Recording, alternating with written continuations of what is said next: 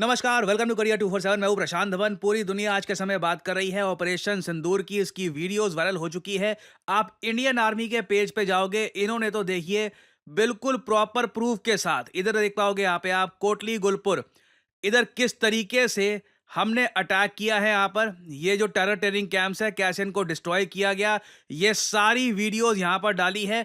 बाद में जो आफ्टर मार्थ की वीडियो है, क्या यहाँ पे डिस्ट्रक्शन हुई, वो पाकिस्तानी दुनिया को खुद ही दिखा रहे हैं कि देखो यहाँ मिसाइल मार दिया, यहाँ मिसाइल मार दिया। बट क्वेश्चन आगे ये आता है कि अब पाकिस्तान आगे क्या करेगा। एक बहुत ही इंटरेस्टिंग डेवलपमेंट देखने वाली ये है कि भारत के पूर्व आर्मी चीफ मनोज नरवाने साहब, इन्होंने एक ट्वीट करी ऑपरेशन सिंदूर के बाद। इन्होंने ये कहा अभी पिक्चर बाकी है। परहैप्स इनको कुछ ऐसी बात पता है जो हमको नहीं पता कि इंडिया अभी कुछ और भी करने वाला है। और पाकिस्तान की साइड से आप अगर देखो तो इनके प्राइम मिनिस्टर इनके पार्लियामेंट में खड़े होकर ये कहते हैं कि पाकिस्तान जवाब देगा, मगर इनके जो बाकी मिनिस्टर्स हैं वो ये कह रहे हैं कि अब हम तनाव और बढ़ाना नहीं चाहते। अगर भारत कोई कार्रवाई नहीं करता तो हम लोग भी रिटेलिएट नहीं करेंगे। मगर हमने एक बात देखी है, इनके विदेश मंत्री, रक्षा मंत्री कुछ कहते हैं, मगर इनकी आर्मी बॉर्डर पे कुछ और करती है। मैं देखो आज के समय इशू रेस करना चाहता हूं पूंछ का।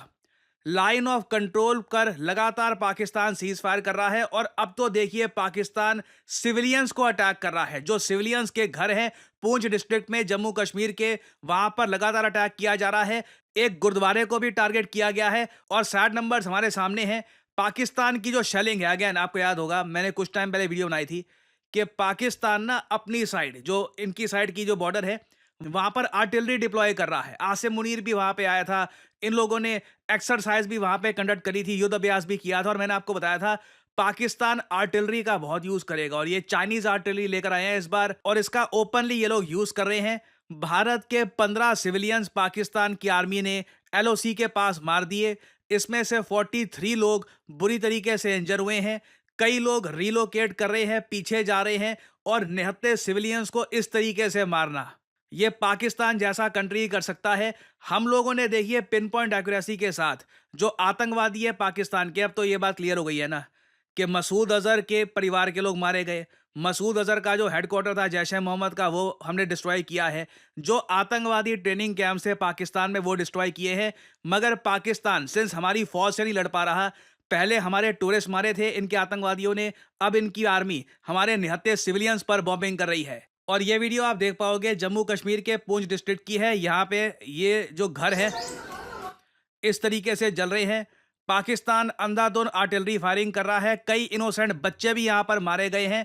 और पाकिस्तान का देखिए प्रोपेगेंडा ऐसा है, ये लोग खुद क्लेम कर रहे हैं कि इंडिया ने जो स्ट्राइक करी है ना, उसमें इनके सिविलियंस मारे गए, जबकि उसका कोई एविडेंस, कुछ प्रूफ सामने आया नहीं है। ठीक है, बट इंडिया के लिटरल ये सिविलियंस मार रहे हैं, उस बात को ये लोग एक्सेप्ट नहीं कर रहे। और जिस लेवल की ह्यूमिलिएशन देखिए पाकिस्तान ने ऑपरेशन सिंदूर में फेस करी है, जिस तरीके से भारत ने पाकिस्तान के टेरर इंफ्रास्ट्रक्चर को डिस्ट्रॉय किया है, अभी मुझे लग रहा है काफी इसके बारे में आप देखोगे अमेरिकन सोर्सेज भी कह रहे हैं पाकिस्तान हो सकता है राजस्थान, गुजरात के आसपास कुछ करने की कोशिश करे। लॉजिक इसके पीछे जो अमेरिकन एनालिस्ट है वो यही दे रहे हैं कि पाकिस्तान ने बहुत सारी आर्टिलरी यहां पर डिप्लॉय कर दी है। सेम बात जो मैंने आपको बताई थी, ये आर्टिलरी इतनी सारी डिप्लॉय करके आ गए हैं तो उसका ये लोग यूज करेंगे।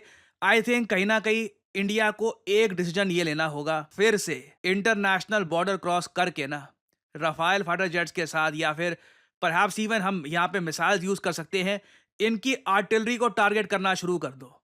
क्योंकि आर्टिलरी की कमजोरी ये होती है, काफी हद तक स्टेशनरी होती है। ठीक है, जब आपने आर्टिलरी को लोकेट कर दिया कि आर्टिलरी गन कहाँ पे है, उस पर अटैक करना आपने स्टार्ट कर दिया लॉन्ग रेंज मिसाइल से, फिर उसके बाद पाकिस्तानी भागेंगे। एक आर्टिलरी गन को डिस्ट्रॉय होता हुआ देखकर 100 भागेंगे। इंडिया को कहीं ना कहीं जवाब देना होगा, नहीं तो लग रहा है कि पाकिस्तानी इंटरनेशनल मीडिया को यह बोलते रहेंगे कि जी हम अमन चाहते हैं, हम तनाव और नहीं बढ़ाएंगे, जबकि एलओसी पर और जगह ये हमारे निहत्ते सिविलियंस को इस तरीके से मारते रहेंगे। और मेरा ये मानना है कि जिस तरीके से भारत की दो ऑफिसर्स, एक तो सोफिया कुरैशी और दूसरी व्योमिका सिंह, इन्होंने ऑपरेशन सिंदूर के डिटेल्स दुनिया के सामने रखे, किस तरीके से हमने पाकिस्तान के टेरर ट्रेनिंग कैंप्स को डिस्ट्रॉय किया। इंडिया को ना दुनिया को यह भी बताना होगा कि देखो पाकिस्तान उसकी रिटेलिएशन में लिटरली सिविलियंस को अटैक कर रहा है। अगेन आपको समझना होगा जो पाकिस्तान कर रहा है ये इनहेरेंटली कितना ईवल है। जिस गुरुद्वारे को ये अटैक कर रहे हैं, जिन सिविलियंस को मार रहे हैं, जिन बच्चों को मारा है, कहीं से भी ये पाकिस्तान के लिए डेंजर नहीं है। जो टारगेट्स हमारे थे पाकिस्तान में, देवर लिटरल टेरर ट्रेनिंग कैंप्स। तो दुनिया के सामने ये बात रखनी बहुत इंपॉर्टेंट है। नहीं तो दुनिया तो आज के समय देखो भारत और पाकिस्तान दोनों को कह रही है प्लीज एस्केलेशन और मत करिए, प्लीज एस्केलेशन और मत करिए, क्योंकि दुनिया को डर ये है कि न्यूक्लियर वॉर की तरफ बात ना चली जाए। और एक सवाल आपके माइंड में यहाँ पर यह भी आ सकता है कि सर एक बात बताओ, क्या पाकिस्तान ने भारत के फाइटर जेट शूट डाउन कर दिए हैं क्या? क्योंकि हामिद मीर, जिसको पता नहीं क्यों हमने इजाजत दे रखी है कि इसका अकाउंट हमने बैन नहीं किया, बाकी बहुत सारे अकाउंट्स बैन कर रखे हैं, जबकि सबसे ज्यादा फेक न्यूज हामिद मीर ही फैला रहा है।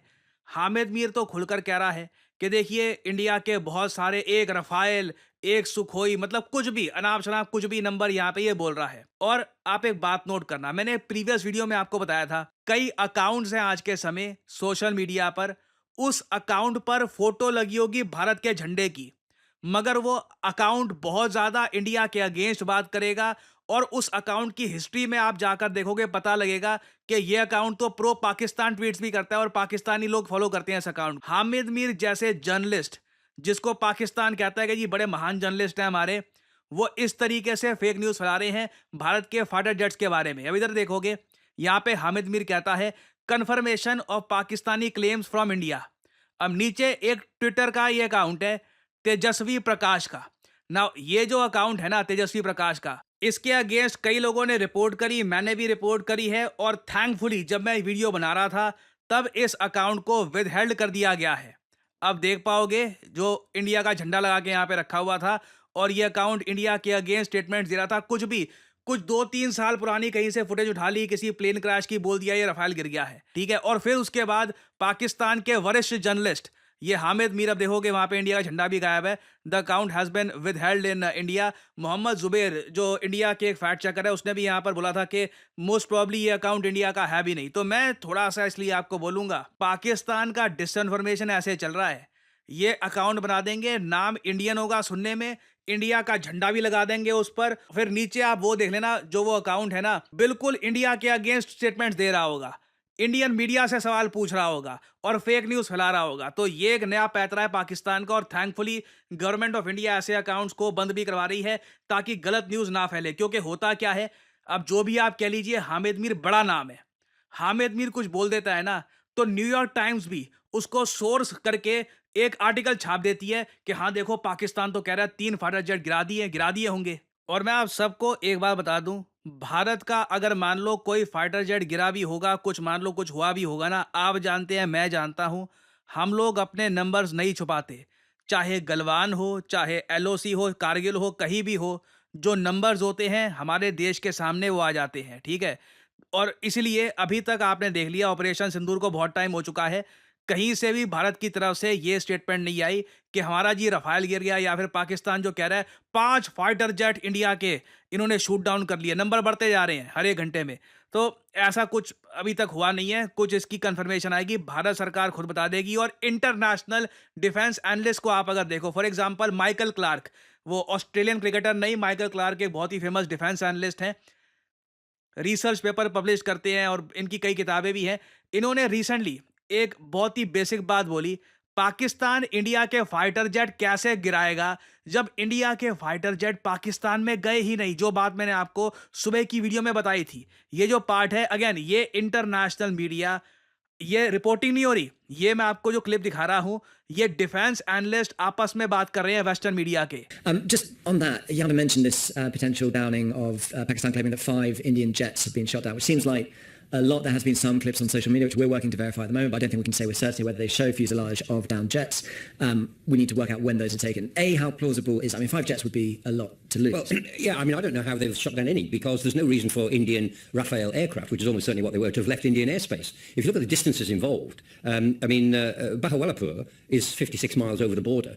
तो अगेन सारी जो टारगेट्स की साइट्स थी, ये काफ़ी करीब है बॉर्डर के, तो इंडिया को बॉर्डर क्रॉस करने की ज़रूरत थी ही नहीं। तो हमारी बॉर्डर में, हमारे देश में रहकर ये रफ़ाइल कैसे गिराएंगे? It's not possible, right? अब हाँ, कुछ लोग कहते हैं कि जी द हिंदू ने कुछ पोस्ट कर दिया था, उस पे भी आते हैं, ठीक है, एक एक करके सब पे आता हूँ। द हिंदू ने यहाँ पर ये ट्वीट करके, ये बाय द वे ये जो स्क्रीनशॉट है ना, ये पाकिस्तान बड़ा शेयर कर रहे हैं। देखो, the Hindu, the great Hindu, इतना रेपुटेशन वाला इंडियन न्यूज आउटलेट है, उन्होंने ये ट्वीट कर दी कि at least 3 Indian fighter jets have crashed in Jammu and Kashmir Akhnoor, और ये यहाँ पे लोकेशन बता दी और यहाँ पे ये फोटो डाल दी।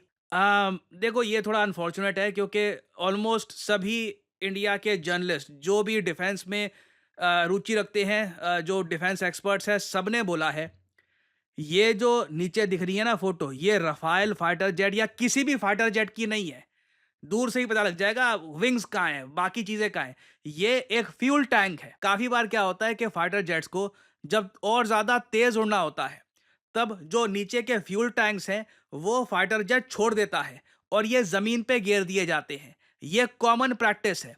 अंडर विंग फ्यूल टैंक को रिलीज कर देना बहुत ही ज्यादा कॉमन चीज है, तो वो यहां पर किया गया है। उसके अलावा कोई मुझे एक फुटेज, कोई फोटो दिखा दो इंडियन फाइटर जेट के गिरे होने की जो 7/5/2025 को ली गई हो। सारी फुटेज सब फोटोज वगैरह या तो डॉक्टर्ड मिलेगी, फोटोशॉप्ड होगी, या फिर कुछ 2015 2014 की भी फुटेज होगी। पाकिस्तान के जो बड़े बड़े जर्नलिस्ट हैं ये बोलकर फैला रहे होंगे कि देखो इंडिया का फाइटर जेट गिर दिया। तो ये सब हो रहा है आज के समय। इंडियन यूजर जैसा नाम होगा, भारत का झंडा लगा रखा होगा लोगों को भ्रमित करने के लिए, और उसके बाद ऐसे अकाउंट्स पाकिस्तान का प्रोपेगेंडा फैलाएंगे। सो आप सब लोगों से मैं रिक्वेस्ट करूंगा, जो आज के समय पूंछ में हो रहा है, जम्मू कश्मीर में जो पाकिस्तान कर रहा है, एलओसी के पार लगातार सिविलियंस को अटैक करके, ये आवाज रेस करिए, ऑल आइज ऑन पूंछ, ये आपको ट्रेंड करना चाहिए मेरे हिसाब से, क्योंकि जो पाकिस्तान कर रहा है ये ह्यूमैनिटी के अगेंस्ट है। और जो भी ऐसी प्रोपेगेंडा इमेजेस हैं, पुरानी इमेजेस, ट्वीट्स वगैरह, अब प्रॉब्लम ये है, देखो आप सोशल मीडिया पे जाओगे ना, वहां पे ऐसी फेक इन्फॉर्मेशन, एक अकाउंट जो शेयर कर रहा होगा उसके 50-60 हजार फॉलोअर होंगे, भारत का झंडा लगा रखा होगा, आपको फीलिंग आएगी कि यार ये तो रियल है वगैरह ये। पर मैं आप सबको कहूंगा, आज का जमाना ऐसा है, लिमिटेड लोगों पर भरोसा करिए, जो ऑथेंटिक सोर्स हैं वही फॉलो करिए। नहीं तो कई लोग हैं, भारतीय हैं, वो भी गलती से ऐसे अकाउंट्स के ट्रैप में आकर गलत इंफॉर्मेशन स्प्रेड करना स्टार्ट कर देते हैं। तो अभी इस टॉपिक से रिलेटेड देखिए बहुत सी डेवलपमेंट्स आएंगी। देखना होगा आज रात, कल रात को क्या पाकिस्तान, गुजरात और राजस्थान के आसपास कुछ करता है, इनकी एयरफोर्स कुछ करने की कोशिश करती है या नहीं। तो इससे रिलेटेड कुछ अभी डेवलपमेंट्स आएंगी तो मैं आपके लिए अपडेटेड वीडियोस लाता रहूंगा। क्या आपने सोचा है कि भारत में on an average best paying jobs किस सेक्टर में होती है? मैं उस आदमी की बात नहीं कर रहा कि एक या दो तीन लोगों को करोड़ों का पैकेज लग गया। मैं यहाँ पे बात कर रहा हूँ ऑन एन एवरेज। इंटरेस्टिंगली इस पर आप गूगल करेंगे तो आपको बहुत सारे ऐसे आर्टिकल्स दिख जाएंगे जहां पर साफ साफ लिखा होगा जो बेस्ट पेइंग जॉब्स भारत में होती हैं, ये सरप्राइजिंगली आज के समय आ रही हैं बैंकिंग एंड फाइनेंशियल सेक्टर में, जिसको हम बीएफएसआई कहते हैं। और अगर आप एक फ्रेश ग्रेजुएट है, फाइनल ईयर स्टूडेंट है, वर्किंग प्रोफेशनल है, तो आपके सामने एक बहुत अच्छी अपॉर्चुनिटी है। आप अपना करियर बिल्ड कर सकते हैं as a retail banking manager, wealth manager, financial adviser, relationship manager, या फिर इवन एन इन्वेस्टमेंट एनालिस्ट। और इस फील्ड में अपना करियर किक स्टार्ट करने के लिए करियर 247 आपके लिए लेके आया है retail banking and wealth management course, जहां पे आपको banking foundation, retail banking products क्या होते हैं, फाइनेंशियल एडवाइजरी के बारे में प्रॉपर जानकारी दी जाएगी, और साथ ही साथ खुद को प्लेसमेंट रेडी कैसे करना है उसमें भी आपको गाइडेंस दी जाएगी। और इस कोर्स की सबसे खास बात यह है कि इस कोर्स में आपकी परफॉर्मेंस अच्छी रहती है, आप अटेंडेंस प्रॉपरली अपनी यहाँ पर देते हैं, तो कोर्स के एंड में हम लोग अपनी तरफ से पूरी कोशिश करेंगे कि आपको एटलीस्ट 2 इंटरव्यूज मिले। और अगर आप सोच रहे हैं कि इस फील्ड में इवेंचुअली कहाँ आप काम कर सकते हैं, टॉप रिटेल बैंक्स में, एक्सिस, पीएनबी, एसबीआई, एचडीएफसी, हर जगह आज के समय आप अगर देखें दे नीड बैंकर्स। सिमिलरली ना सिर्फ बैंक्स, इवन जो एनबीएफसीज हैं वहां पर भी आप काम कर सकते हैं। जो वेल्थ मैनेजमेंट फर्म्स हैं जैसे कि मोतीलाल ओसवाल, फ्रैंकलिन टेम्पल्टन, वहां पर भी आपका करियर ओपन हो सकता है। बीएफएसआई सेक्टर में आप देखोगे कॉन्स्टेंटली ग्रोथ हो रही है, क्योंकि जैसे जैसे भारत की जीडीपी बढ़ेगी इस सेक्टर में ग्रोथ होना ऑब्वियस है। और करियर 247 के इस कोर्स की सबसे यूनिक बात यह है कि ना सिर्फ हम आपको सारी स्किल्स प्रोवाइड करेंगे, साथ ही साथ एक बहुत ही ज्यादा इंपॉर्टेंट सर्टिफिकेट होता है national institute of securities and markets का। ये एक एग्जाम पास करने पर मिलता है, निम्स सर्टिफिकेट। इस एग्जाम को कैसे पास करना है, ये सर्टिफिकेट कैसे आप एक्वायर कर सकते हैं, इसके लिए भी आपको प्रिपेयर किया जाएगा, ताकि जैसे ही आपका कोर्स खत्म होता है आप निम्स का एग्जाम दे, ऑफलाइन एग्जाम होता है ये, और उसके बाद you can get this certificate from the national institute of securities market. और उसके बाद वेल्थ मैनेजमेंट में जो म्यूचुअल फंड्स का एक बहुत ही बड़ा सेगमेंट है, वहां पर भी अपना करियर आप किक स्टार्ट कर सकते हैं। सो आपको करना क्या है, यहाँ पर करियर 247 की जो ये वीडियो आप देख रहे हैं, यहाँ पर नीचे कमेंट सेक्शन में जाइए। यहाँ पे आपको ये कमेंट सेक्शन में लिंक मिल जाएगा, start your banking and finance career. इस लिंक पर करिए क्लिक, और यहाँ पे आपके सामने ये पेज ओपन हो जाएगा। इधर अपना नाम डालिए, ईमेल आईडी डालिए, अपना मोबाइल फोन नंबर डालिए, और नीचे जहां पर डिस्काउंट कोड लिखा हुआ है यहां पर एंटर करिए PD10, ताकि आपको डिस्काउंटेड प्राइस में ये कोर्स खरीदने का मौका मिले। बहुत ज्यादा एक अफोर्डेबल प्राइस में हमने ये कोर्स लॉन्च किया है। जो फी है इसकी ये 30,000 आपको दिख जाएगी, but after applying the code PD10 आपको एक एडिशनल डिस्काउंट भी यहाँ पर मिलेगा। So make sure to apply the code, नहीं तो बाद में आपको डिस्काउंट मिलने में प्रॉब्लम हो जाएगी। और फिर करियर 247 की टीम की तरफ से आपको कॉल आएगी। आप जो आपके एक्स्ट्रा सवाल हैं क्लासेस को लेकर, टाइमिंग्स को लेकर, सिलेबस को लेकर, ये सवाल आप पूछ सकते हैं। और अगर आपको लगता है कि this is the field for you, यहाँ पे आपका करियर बनना है, you can start your career in the retail banking and wealth management sector. So इसी नोट के साथ यह है वीडियो का अंत। Thank you for listening, and as I always say, may the gods watch over you.